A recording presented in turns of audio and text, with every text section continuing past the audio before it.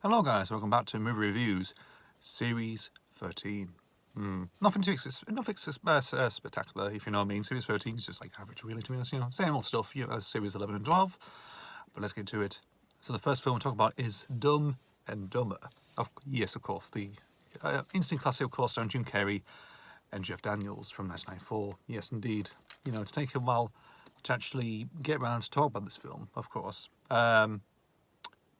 So let's go for the synopsis, of course. So, Lloyd Christmas, played by Jim Carrey, is a chauffeur and ends up losing his job afterwards. I think actually trying to reach a plane, but ends up failing and ends up jumping out of a, what do you call that?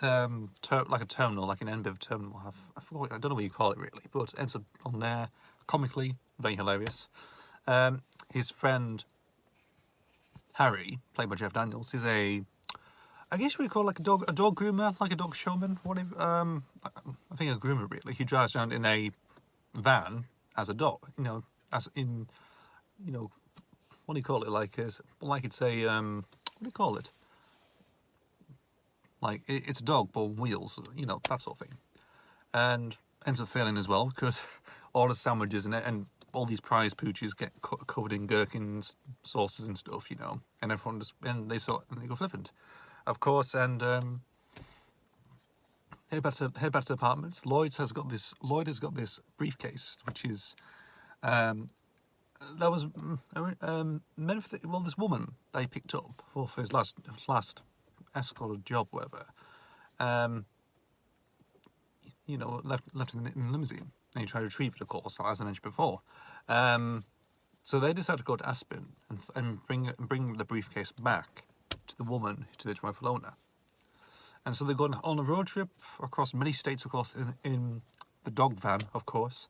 Encounter a few interesting characters, of course, including a few henchmen who are trying to get the briefcase. One of them hits the ride and experiences the worst annoying sound ever, like a dying bird, and come to face with a sort of like a pickup, like a truck gang, very much, and just getting hijinks ensue, very much. Some very bizarre scenes, of course, like involving Harry Lloyd being sort of threatened in a bathroom stall, of course, by one of the men. I think one of the truck drivers who they previously encountered, of course. The henchman, of course, and and the sort of tether between two friendships, of course. So that's all brings it together, really. Really good stuff. I mean, Jim Carrey is just great. At this point, he was at his peak, of course. He had The Mask, Ace Ventura, Pet Detective. Them films is that year was his year. 1994 was his golden year, really. Hit after hit after hit. Again, really good. Jeff Daniels, really good actor as well, actually, because I'm trying to think when he appeared in something like Arachnophobia was one. I think also 101 Dalmatians, the live-action the John Hughes film, that came out 2 years after this. So yeah, he's a good actor, of course. Jeff Daniels, of course, and the rest are really good as well, actually. Just some bizarre stuff. A very good soundtrack as well. Actually, I have to admit, the soundtrack is really good. Pretty good stuff. You have the Primitives with Crash, really good. A 95 version of it. Really good stuff, actually. Really enjoyed that one. What's the other one? Juggle Ants. Work I Found My Heaven. Fantastic song, which was used a year later for the BBC Two sitcom Game On as the theme song. It fits perfectly. It fits well in the movie. It fits well in the TV series as well. So yeah, and also what was that song? The ballad of Peter Pumpkinhead as well. That's an original ST song. I forgot. Crash Test Dummies. They did that. That one. What was the other one? I forgot what it's called. I forgot what it's called now. Red-handed man or something. And they gave the bad seeds. That was in there. I was quite surprised that was included in there. Obviously, that became the actual theme song for the TV series Peaky Blinders. If you've seen it, I think it's used in the scene when Lloyd goes down the street at night and he encounters trying to get a payphone or a paper. He also encounters a sort of an old woman on a disability scooter, of course. Happens there. it's a good film because how I came about Dumb and Dumber was, I think when I was finished up primary school, so I would have been about 10 or 11, I think about might have been 11 when I first saw this film. A friend of mine, an actor called Elliot Baxter, who appeared in a few BBC shows at the time, actually, Silent Witness, Harriet's Army, but also had a brief appearance, well, a blink or miss it moment in 1917, the Sam Mendes film. Well, it was an end of year thing, like an end of all eras thing, really. So we went to his place in Longsdeadle, which is in special for Portsmouth Pat. If I keep recapping that, and we had a sleepover there in his, what do you call it? Treehouse, I think. It might be a treehouse or a hut that he had, and we were there, of course, and he put on Dumb and Dumber. I didn't know what to expect from it, really. I can't remember much about it, if I enjoyed it or we watched it halfway through. I think we all watched half of it or something, played GTA 4 or something, I don't know. Yeah, might have been half, actually. But it wasn't until recently when I got on Netflix that I found it. I thought I might give it a watch, actually, because it's, it's a film that I remember briefly seeing, but halfly watching, so I thought I might recap and just watch it. And I really enjoyed it. Really good. It's a really good film. It's again a really good film, really good comedy film. No wonder people love this film. I can see why. There were two sequels. There's a prequel when Lloyd met Harry, and there was the sequel that came out 6 years ago, which I haven't bothered actually watching. I don't know. I think people were saying it wasn't that good, really. I don't know. See what you think. But Dumb and Dumber, 1994, pretty good film. I really enjoyed that one. Right, and the second film we're going to cover on this episode is Sherlock Holmes from 2009, the Guy Ritchie film. So, an interesting one, this, of course.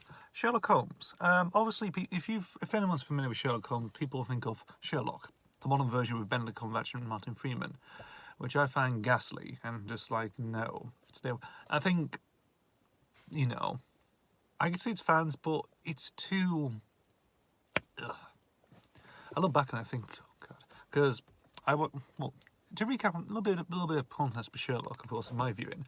What was it? In series 1, I only watched episodes 1 and 3. Never saw episode 2. Saw the whole of series 2 in its entirety. Series 3, watched the first episode, Empty Hearse, Sign of Free. I think I didn't watch the last one. His Great Game, the Great Game. No, his Final Vow. I think that's what it is. I didn't see that. I didn't see anything. I saw Abominable Bride. I didn't see anything in series 4. There you go. But let's go back to sort of the intended Victorian Sherlock Holmes. Obviously, there's various films of it. There's various versions of Sherlock Holmes. For me, Jeremy Brett is hands down the perfect Sherlock Holmes, in my opinion, really. People think of Basil Rathbone, people think of what was the other one? I don't know. I don't know. I mean, Without a Clue is sort of interesting as well. But let's go for this one. So, it stars Robert Downey Jr. as Sherlock Holmes, which is interesting because Downey's an American actor. I don't know. I'm not too sure what the casting was really behind that, but here we go. But he did a good job, actually. This whole version is again Victorian London, but it has sort of like a grunge type look to it, very feel to it as well, which is pretty interesting. I think with Guy Ritchie, of course, you have that sort of grunge look anyway, in terms of even for his early films as well, like Lock, Stock and Two Smoking Barrels. You think of Rock and Roller. You just think of them, really. Like there's a sort of gritty look to it, of course. Where again, sort of the grunge look of it, its colours and stuff. Got Jude Law as Dr. John Watson, which is again really good stuff. Very smart casting for that one. Very sharp and very witty. Very sort of like no nonsense. I do like the performance of Jude Law in that. Who was the other one? Mark Strong, that's it. Mark Strong as Lord Blackwood. Again, really good stuff. Mark Strong's a pretty good actor, of course. I recently watched Our Friends in the North, and he's quite good in that one. That's the TV show. I think I referenced it beforehand. Again, really good show, that is. Indeed. Of course, I think Rachel Adams as well. That's, again, pretty good stuff. Again, it's just like, you know, very visually, it's pretty good. Very good story as well. Lord Blackwood gets executed, but he ends up being resurrected, of course, and just, you know, I'm not too sure does the spare killings with like Jack the Ripper, like interesting killings involving was it like a copper line bath, and someone dies while having a bath. That's interesting. That's one thing. Not much to say really, but I did enjoy it actually because I remember getting it on a pirated copy back in the day, 2009. So this is about 11 years ago. My God, where does the time go with that? And I really enjoyed it. Really good stuff. I like the score by Hans Zimmer. That's really good. Very sort of powerful. It does have like its sort of, I mean, who is it? Lorne Bath as well, sort of contributes to the score. And I thought, again, interesting. You know, there's like some. Apparently, the thinking was with Hans Zimmer and Guy Ritchie, they sort of like, you know, they sort of work together on the score together, make it a bit more interesting, a bit more ramped and a bit more off kilter. Really, like you start with something simple, then you just sort of like do different keys, put different sounds to it, and you think like that, and you think it does work actually. You know, again, it does capture that sort of like Victorian-esque feel about it as well in some places. You know, it does have a sort of like what do you call, like a European Romanian type feel to it. I think in the sequel, Game of Shadows, it becomes more so. I think because Hans Zimmer went out to parts of Romania, of course, and got like the locals, like local musicians, and, you know, that sort of thing, and you know, and constructed from there. But it's good, you know, great score. I tend to go back and listen to it sometimes, of course. Not much to say, really else. I mean, it's a decent film. It's a good film. The sequel's good as well, actually. I can't remember much about the sequel, but I need to watch that Game of Shadows. It's been a long time since I've seen that film. And supposedly there's meant to be a third one coming out in a couple of years' time. I think, you know, there's talks. You know, number 3 is happening, of course. When it's, you know, film, get a script ready, when it's going to be filmed, when it's going to be released, that sort of thing, of course. And we'll see how it goes. Because there was main intention to do a third one, but obviously, I think at that point Downey Jr. was successful with the Marvel Cinematic Universe. I think because this Sherlock Holmes came after Iron Man, really. So, bit of an interesting turnaround. So it might have boosted some interest really at that point. You know, you got Robert Downey Jr., Guy Ritchie's directing, Hans Zimmer's doing the music. You think, this is going to go some places, and it sort of does really. It's a good idea. It's, you know, it's a good film, of course. You know, it's a bit long though, I have to admit. There were some certain points that I think, you know, started to drag a bit really. I mean, it's like 2 hours. I think that's more than. I think it needs like 2.5 hours really. I think, hopefully, or 2 minutes, 20 minutes, no, 2 hours, 20 minutes or so. Yeah. Sometimes you sort of like, you know, you get excited, of course. Then you know, like the pacing is just like, you know, it can sort of dipping out sometimes really. But I did enjoy it. Good fight sequences. You know, good scenes, of course. Great chemistry between Downey Jr. and Jude Law. There's something interesting about that. There's like a weird, eccentric, like some strong, interesting vibes from them. Really, pretty good. Also, Gladstone the bulldog as well. He's killed the dog again, and he's testing new drugs on a bulldog. Interesting. And yeah, pretty decent. So that's Sherlock Holmes from 2009 for the second half. So thank you guys for watching, as always. I've been talking about Dumb and Dumber from 1994 and Sherlock Holmes from 2009. As always, see you for the next video, and goodbye.